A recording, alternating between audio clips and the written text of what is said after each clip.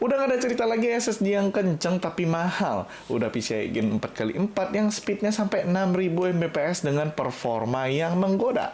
Kira-kira SSD Kingston NV3 ini layak gak ya buat dijadiin pilihan storage utama PC kalian?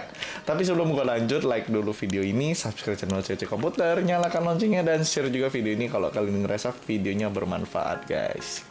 Oke, sebelum kita masuk ke video pembahasan performanya, gue mau bahas sedikit tentang spesifikasi dari Kingston NV3 ini.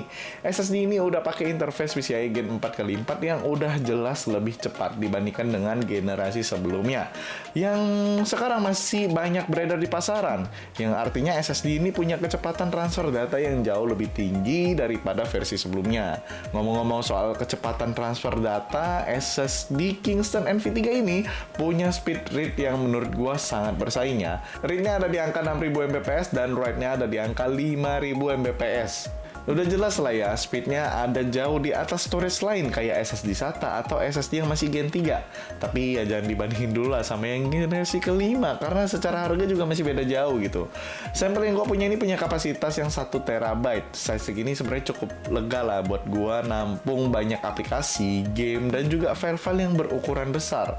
SSD ini juga udah pakai teknologi 3D NAND flash yang lebih efisien dalam hal konsumsi daya dan meningkatkan ketahanan penyimpanan datanya.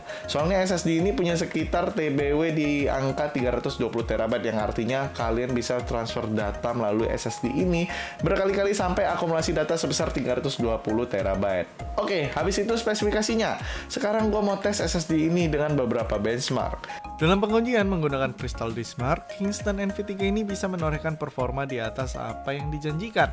Untuk read, SSD ini bisa tembus sampai 6200 Mbps, sementara buat write bisa tembus sampai 5400 Mbps.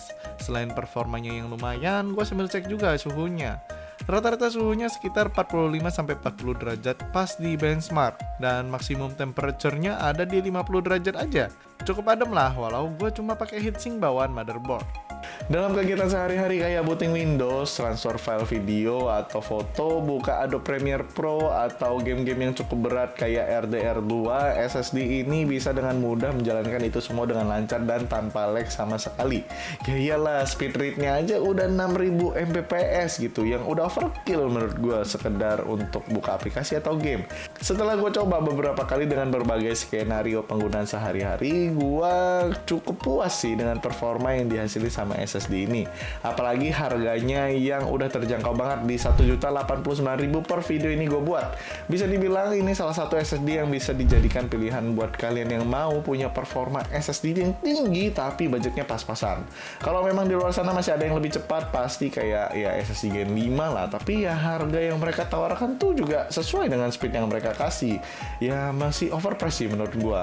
Jadi balik lagi ke kebutuhan kalian. Kalau kalian memang butuh speed tinggi, kalian bisa ambil yang Gen 5, atau kalau misalnya kalian punya budget yang terbatas, kalian ambil yang Gen 4 aja.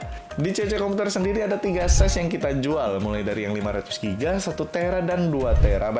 Semua udah gua cantumin juga link pembeliannya, buat kalian yang mau beli bisa langsung aja ke e-commerce kita, atau kalau misalnya kalian mau datang offline store kita, itu bisa juga ya di Mall Mangga 2 lantai 3 nomor 34. Jadi sekalian aja gua Ricky pamit undur diri. Bye. Ngomong-ngomong nih, SSD yang paling laku di toko kita ya. Gokil.